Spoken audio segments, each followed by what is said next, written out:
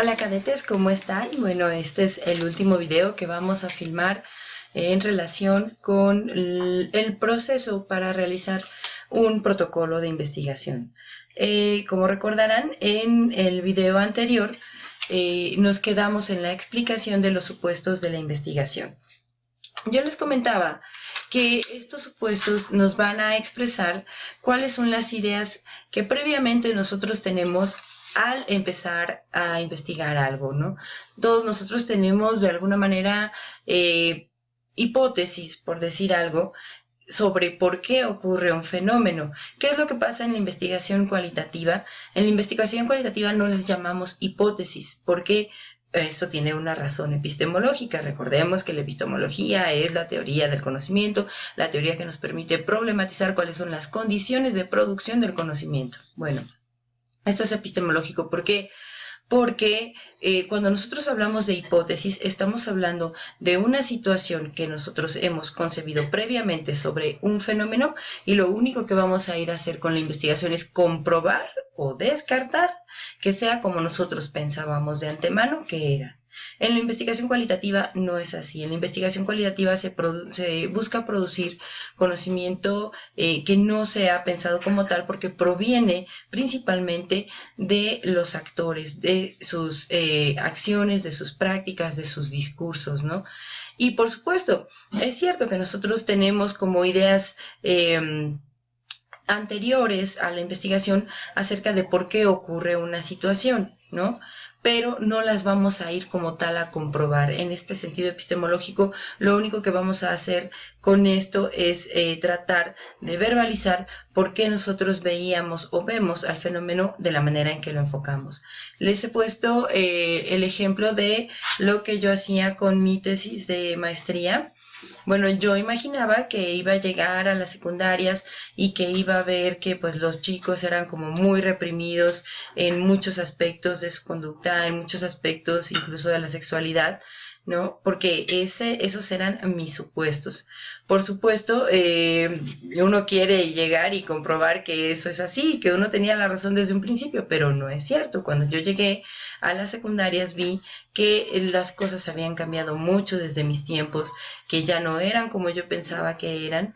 Entonces, bueno, tuve que buscar otra forma de explicarme el fenómeno y eso es lo que nos aporta la investigación, formas de ver diferentes a las que nosotros teníamos previamente. Entonces, ¿para qué nos sirven los supuestos? Bueno, nos sirven para darnos cuenta acerca de cómo nosotros estamos enfocando una realidad y por qué la enfocábamos, ¿no?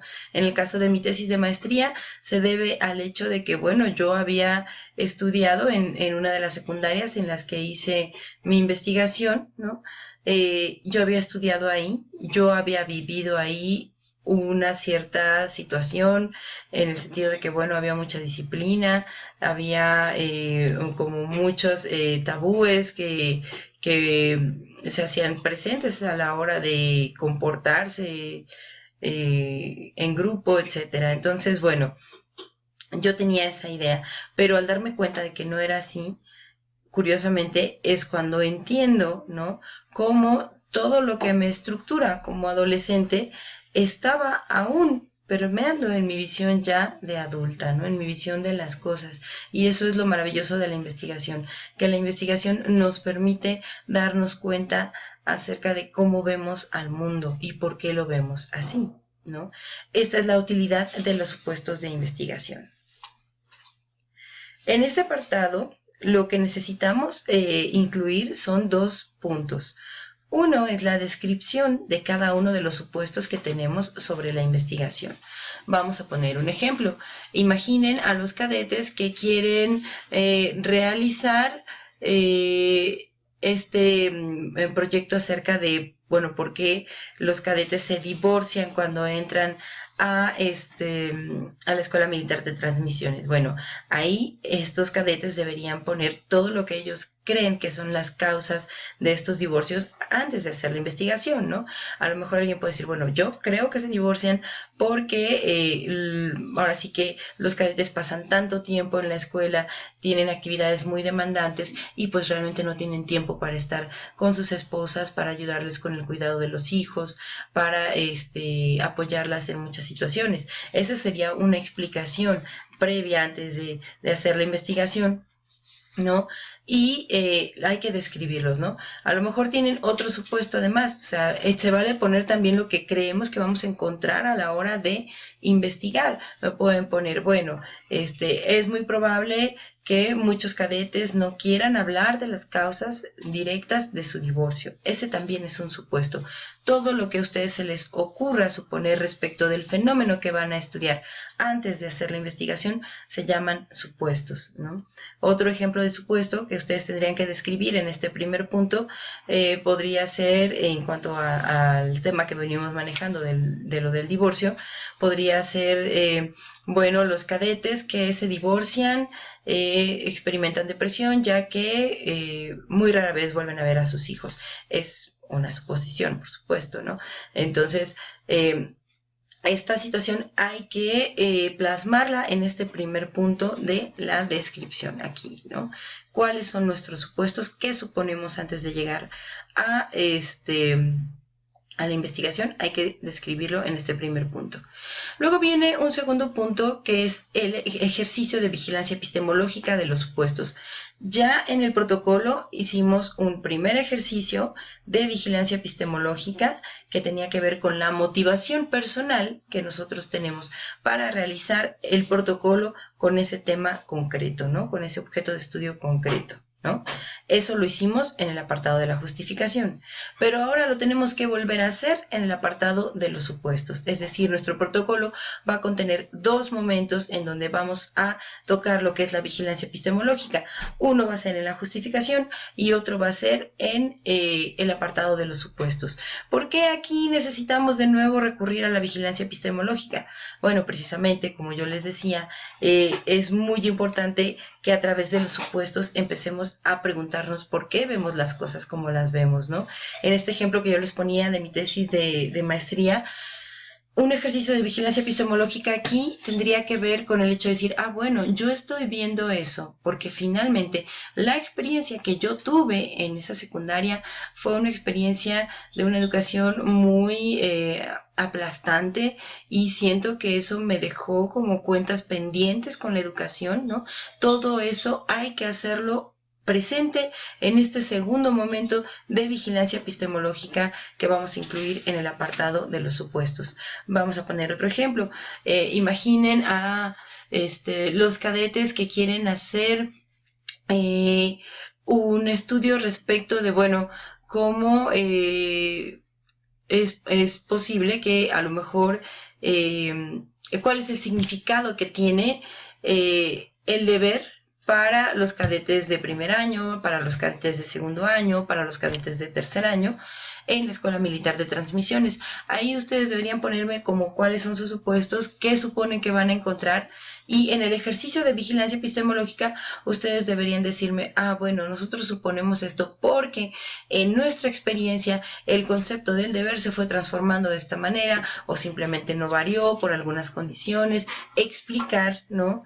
Tratar de reflexionar por qué suponen eso que ustedes están plasmando en la descripción de los supuestos, ¿no?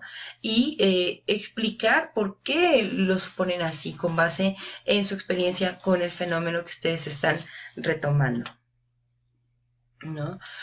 Vamos a tomar otro ejemplo para que nos quede todavía más claro. Este es del que hemos venido trabajando a lo largo de todas las partes del video que hemos realizado. Bueno, el primer ejemplo que pusimos tenía que ver con la presencia de la empatía entre los cadetes de mis grupos, ¿no? Es a grandes rasgos el objeto de estudio. Obviamente está mucho más, o mucho mejor descrito en el apartado correspondiente, pero bueno, aquí vamos a poner un supuesto. Yo supongo, ¿no? En ese sentido, que la mayoría de los cadetes de la Escuela Militar de Transmisiones no sienten mucha empatía por sus compañeros, ¿no? Y entonces, al momento de hacer la vigilancia epistemológica de los sujetos, yo pongo, mi experiencia al convivir con los cadetes me lleva a creer que entre ellos se fomenta más la competencia que la empatía. Quizá yo misma tuve una experiencia en la que varios de mis compañeros cadetes no me demostraron que eran capaces de ponerse en mis zapatos, me sentí sola, abandonada, etcétera, ¿no? Suponiendo que yo fuera un cadete que quiere hacer este proyecto, ¿no? Otro ejemplo podría ser el de mi tesis de doctorado. Yo les comentaba que estoy haciendo un trabajo que tiene que ver con cómo es que se preparan los filósofos para ejercer la docencia. Si yo hago supuestos, ¿no? Yo voy y digo, bueno, no hay algo que efectivamente prepare a los filósofos para ejercer la docencia, ¿no? Simplemente ellos van, toman clases de filosofía y creen que con eso ya es suficiente para poder dar clases. ¿Cuál es mi vigilancia epistemológica ahí? ¿No? Ahí yo tendría que decir, bueno, quizá estoy pensando esto porque, ok, yo soy pedagoga, yo sé mucho de didáctica, lo que ustedes quieran, y me parece, ¿no?, que los filósofos no están en ese punto, no están en ese plano, pero además quizá yo también cuando era adolescente tomé muchas clases con filósofos y que eran pésimos maestros, y que quizá mi mejor maestro de filosofía no era filósofo, sino ingeniero, ¿no? Todo eso a mí me mueve, todo eso yo lo tengo que plasmar. ¿Para qué? Para no ir a hacer ajustes de cuentas a la investigación. Es decir, si yo tengo claro cómo mi experiencia me está influyendo en las preconcepciones, ¿no?, las ideas previas que yo tengo respecto de un fenómeno, entonces lo puedo aterrizar y puedo decir, ah, bueno, ok, eso fue mi experiencia. No tiene por qué ser así para los demás, ¿no? Entonces ahí es donde empiezo yo a preguntarme, bueno, entonces, ¿cómo es para los demás? Y ahí es donde se produce conocimiento, ¿no? Por eso son tan importantes estos dos momentos de la vigilancia epistemológica que hacemos en el protocolo. El primero en la justificación, el segundo en los supuestos de la investigación, ¿no? Entonces, bueno, espero que les haya quedado claro este punto. El último punto tiene que ver con la bibliografía. Ya hemos comentado que nosotros utilizamos para incluir las referencias el estilo de tradición hispánica, ¿no? Les pongo en esta diapositiva, si a grandes rasgos, bueno, cuándo, o cómo, más bien qué datos lleva cuando estamos tratando de citar un libro, cuando son artículos de revistas, cuando son websites, etcétera. Es muy importante que ustedes no olviden poner su bibliografía. ¿Por qué? Porque en algunos ensayos, la vez pasada, ¿no?, en los trabajos anteriores que me entregaron, algunos no pusieron bibliografía, entonces eso les resta puntos en la rúbrica, así es que no se les olvide citar bien. Y otra cosa, lo que ustedes incluyan como referencia en la bibliografía tiene que estar presente en el cuerpo del trabajo, es decir, no se vale ponerme referencias que no estén citadas en el cuerpo del trabajo, porque entonces, bueno, yo cómo compruebo que leyeron ese libro si no lo están trabajando en el cuerpo del proyecto de investigación. ¿Por qué es importante esto de las referencias? Bueno, las van a necesitar, por ejemplo, para hablar del fenómeno en la introducción, las van a necesitar para hablar de las metodologías, ¿no? Y eso es como muy importante, ¿no? Darle un sustento teórico a nuestro trabajo. Yo sé que pueden decir, no, pues yo todo me lo puedo sacar de mi brillante mente. Está bien que sea uno muy inteligente y creativo y propositivo, pero cuando hablamos de cuestiones académicas, tanto para hacer ensayos como para hacer protocolos de investigación, necesitamos apoyarnos en fuentes teóricas serias y confiables, ¿ok? Bien, con esto damos por terminada la presentación. Yo les había comentado mi intención de que ustedes pudieran realizar la investigación de lo que es su apartado metodológico y me la entregaran y eso contara como uno de los trabajos para evaluar el semestre, ¿no? Yo sé que ya les estoy entregando este último video muy tarde, el día viernes, ¿no?